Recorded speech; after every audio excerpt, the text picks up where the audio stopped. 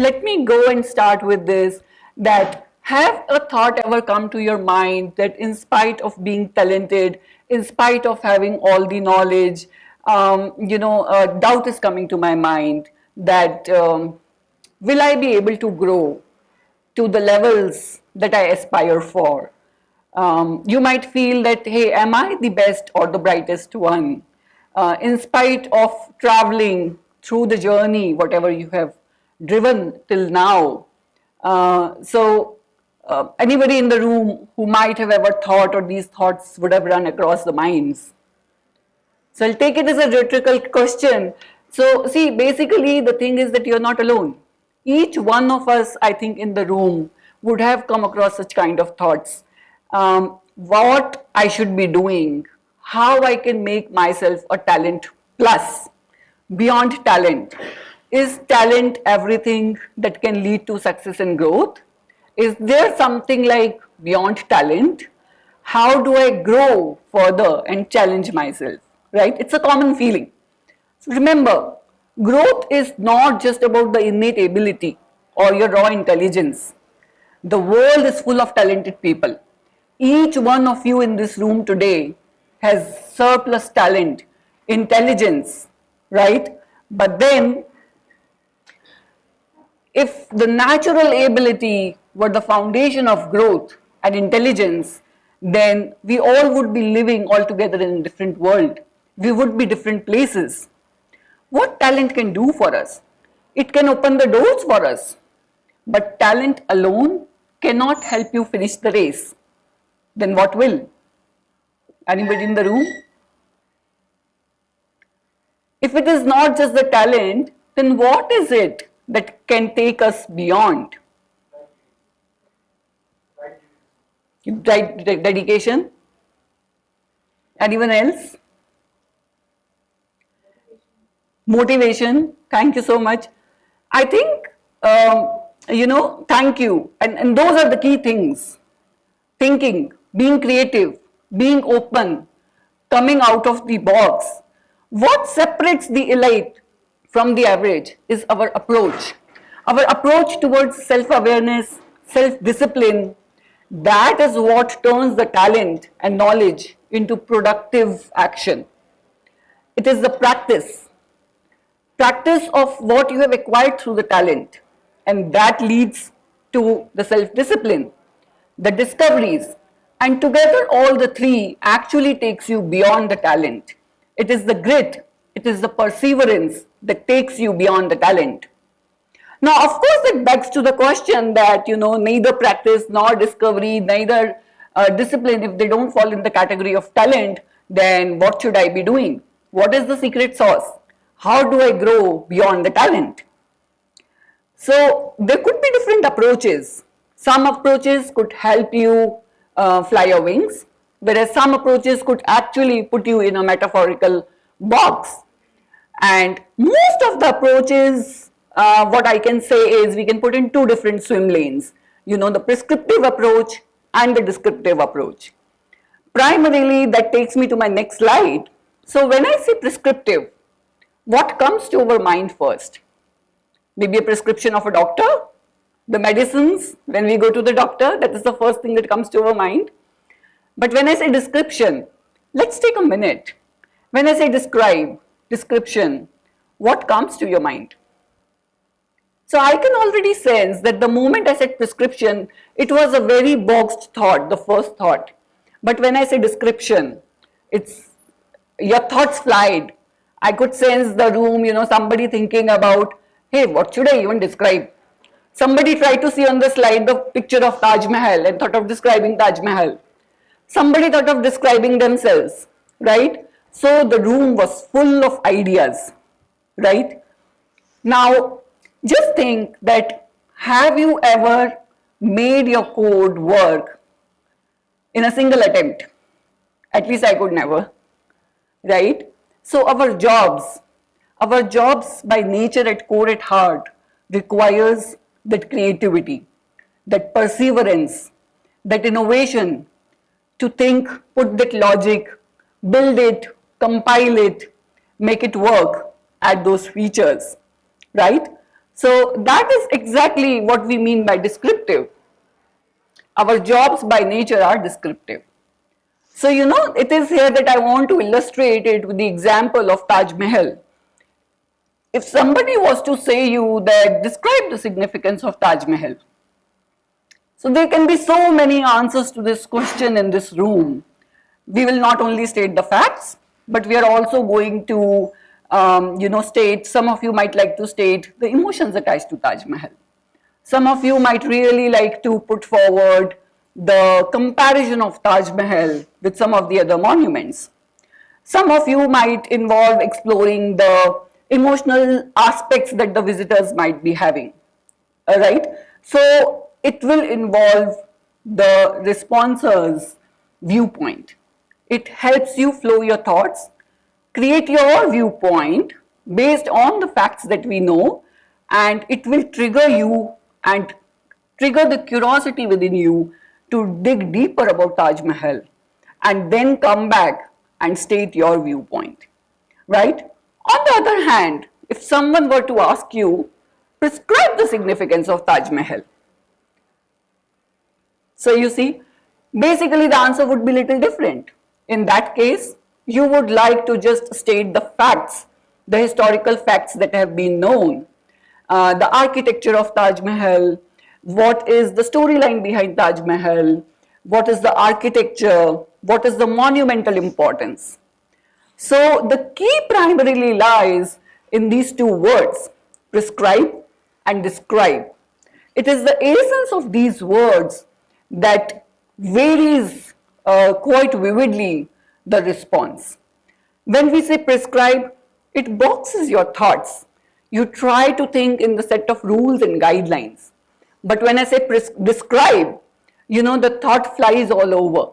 We become imaginative, we become innovative, and we try to put in our own intelligence, a personal's perspective. So that is, primarily the difference. So I think with this analogy, we are ready to coin really the definitions, or a more meaningful way of saying, when we say prescriptive paradigm, it refers to a way of thinking in a set rules. And in the context of the talent growth, it is mostly about the set of prescribed behaviors or skills that are expected out of you to primarily be successful or to reach a particular outcome, right? Then how is descriptive paradigm different?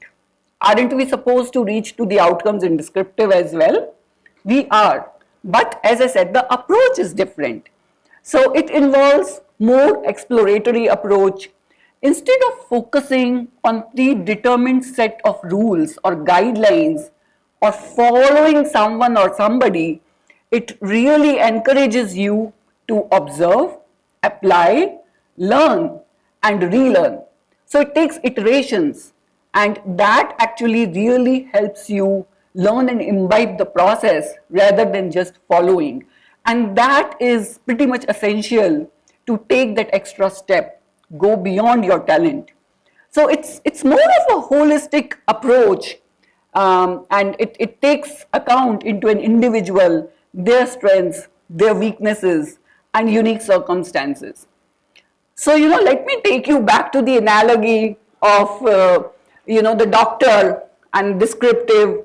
Have you ever imagined if our teachers would have taught us in a prescriptive way, right?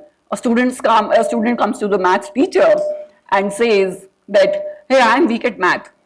How can I get better? And she prescribes, okay, you go, you do 10, practice 10 tables 2 times in a week and you will be a mathematician. Does not work that way. Imagine in an art class, if we have been prescribing our emotions, hey, my painting should prescribe the emotions of happiness, or for example, melancholy and introspection, right? Or for example, in the science class, we would have studied in a way that let us prescribe the chemical reaction, put NaCl and prescribe a reaction for 5 minutes, and sodium chloride, the salt is ready to be added in the food. We have not grown up that way. So the basics remain the same. why the teachers could not use the prescriptive methods, and till date they use the descriptive methods, why analytics, why scientists, they do the descriptive methods. The answer is, quite simple, because one size fits all solution does not work for everyone. Every individual is different. Their ability to absorb, their ability to learn, their ability to pace it out is different. So primarily those are the reasons, right? Then secondly, learning process itself is complex. For example, there could be students or there could be coders who really love doing, mathematical formulas in maths. But then there could be on the other side coders who really have interest on the analytics, on the data mining side of the things. So the learning process is also driven by passion. The complexity lies in an individual's passion, individual's likings, individual's grit and rigor. So for those all reasons, we primarily feel that, prescriptive ways kind of restrict your growth. So what that means is that descriptive ways give you an upper hand. But because I am saying so or somebody said so, doesn't take us back to the prescriptive way that, hey, because I am saying we have to follow. So I'm here to share some of my experiences, or what I can say, that 4 pillars of descriptive growth that have actually helped me. And then I will let my audience decide that, what works for you. It could be these, it could be anything else. So as I initially mentioned in my session that, it's more about exploring yourself, asking yourself that question, and you can consider my observations and my sharing as just the base for this, right? So what has helped me? Passion and courage. That one thing really to determine that I am not following the herd, but what is it that I want to do? And then taking the next step to have the courage, because passion is more important than a plan. However hard I can plan to be a painter, but if I don't have a passion, it will be very difficult for me to practice it, to really master it, and to have even the courage to showcase my paintings, the belief in myself, right? So I think what I feel is that passion and courage, pretty much fuels. Passionate people move beyond talent with enthusiasm, rigor. Together it primarily allows you to do practice, it allows you to have a self-belief, it allows you to have perseverance, which is all very, very important to be successful and to have a proper growth. Next is the personalized learning experience, what we can also known as teachability. Always consider yourself to be teachable, ready to absorb, ready to unlearn and learn, not from the others, but also from your own perspectives, from your own doings, from your own trials, right? So that is also very, very important. And how you can do the personalized learning is, you might have to set the achievable goals, start by recognizing your own strengths, weaknesses, work on your weaknesses, double up on your strengths. So it is equally very, very important to be teachable for yourself all the times. It really helps. Next is encourage self-reflection and feedback. Now, how are you going to identify that what are the areas where I need to self-learn, right? Everything you cannot dig in and identify by yourself. So that is where the third pillar, encourage self-reflection and feedback. Down levels, 360-degree feedback, your mentors, your coaches, to really get a candid feedback from them and take it positively. And what I want to emphasize in encourage and self-reflection, because generally the feedback is taken to be only identifying either the weaknesses or spots of improvements. I think it is equally very, very important to really identify what you are good at, what I can do better, what I do differently than others, which is appreciable, because it is a combination of both the weaknesses as well as strengths that really help you double up and succeed. Last but not the least, embrace your failures. Never feel or let you down if you failed for anything. Because if Wright brothers would not have tried and failed, today we would not have aeroplanes flying and we would not be able to fly, right?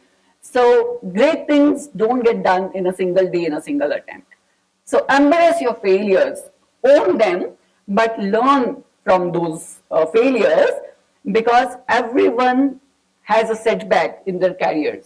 There is no single person who would have never failed. But again, what is important there is that use your failures as a chance of reflection, to approach, to make adjustments, and to get to the better outcomes. This is mostly about the individuals. In my next section, I would be talking more about on the leadership, how the leader inside you can really get affected, and how you can bring that influence and impact on your teams. And I will take you to some questionnaire. Okay, sorry, I will rush you a little bit, but please go through the slides. And you can raise your hands or think in the minds if the answer is yes, no, all the times, sometimes. Just think in your mindsets. I share new ideas all the time. I always lead the parade. As a leader, I have to fix the things and solve problems. Rolls up the sleeves and sets a cracking pace. Jumps to immediate responses. Boost the team. We can do it. Over-focused to make space for the team amongst other team members, kind of protective. You build a compelling vision and explains the team to follow it. Take extra pride in getting things perfectly. So I opened the room completely, if any of you had yes across those sometimes, or I would be happy to hear if there is someone in the room who says none of these. All right, I see a little inhibition, so I'll not put anyone on the spot. If you had a yes or sometimes, at times, then welcome my friends. You have been accidental diminishers. And there is nothing to be wary about it, because when I took this test, I had yes in all of them. And it was a surprise for me. I thought that, I was doing good. I grew up as an organic manager. My teams are happy. My grade scores and surveys are beautiful, more than 80. How can I be an accidental diminisher? Now, let us say that, the key is accidental. How can you be accidental diminisher? Because if you saw that questionnaire, wasn't that is required out of a manager, a leader? Shouldn't I be setting the vision for the team? Shouldn't I be leading the team? Shouldn't I be, responding to any Slack messages? The keyword is accidental. So see, those kind of leaders are dictating specific behaviors. If you are jumping on the Slack channel, you are not leaving the room for others, for architects, for your senior leads to go back and respond and take the accountability and ownership of those acts. If you are setting the vision in stone, you are not giving the idea for the budding managers to really plan and strategize, right? And that is where those prescriptive leaders have diminishing effect. Now let us revisit the same questionnaire, right? When you are sharing all the ideas, you can instead be a debate maker. So you are still floating the ideas, but in this case, you are inspiring the team to, share more ideas.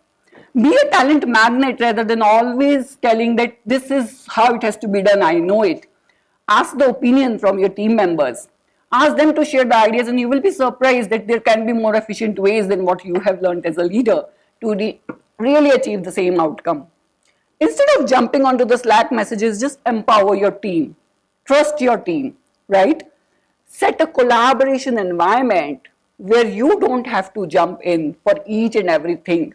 Make them a self-oiled engine, right? Coach them. Be compassionate with them. I want to spend some time here. It is very good to always tell the team and boost the team that, hey, we can do it. But doesn't that sometimes the team feels, does my manager understand, does my leader understand how difficult it is? So we have to show that compassion, that empathy with them, be a stopgate, that yes, it is difficult. Let us give it a try. If we fail, it's okay. Let's own it together. Give them that safe and comfort zone where they can fail and then learn and then come back, right? So that is the gist of this slide. Sorry, I will have to go a little rush because I'm time out, but this deck will be shared with you all.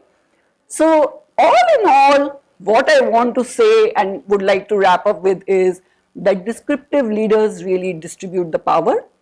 They tap people's talent, they give ownership, they encourage autonomy, creativity, and innovation. Now, all in all, overall, there is a place for prescriptive ways in the software development. There is no single binary answer. It is always a merging line between prescriptive and descriptive. We as leaders have to identify where is our needle, where are we lying based on the situation, based on the talent you're grooming, right? So, be it developers or leaders who prioritize learning, collaboration, and experimentation, they're more likely to grow and succeed in a rapidly changing and evolving industry. On any day, none of us want to be diminishers either for us or for our teams, right? So this is the whole essence of this entire paradigm shift. I will take a pause by stating Leonardo da Vinci, which very pinpointly fits here. The greatest deception the man suffered is from their own opinions. So all in all, try to come out of that prescriptive approach for yourself, for your teams. Try the descriptive approaches and you can see the difference and decide for yourself. Thank you so much.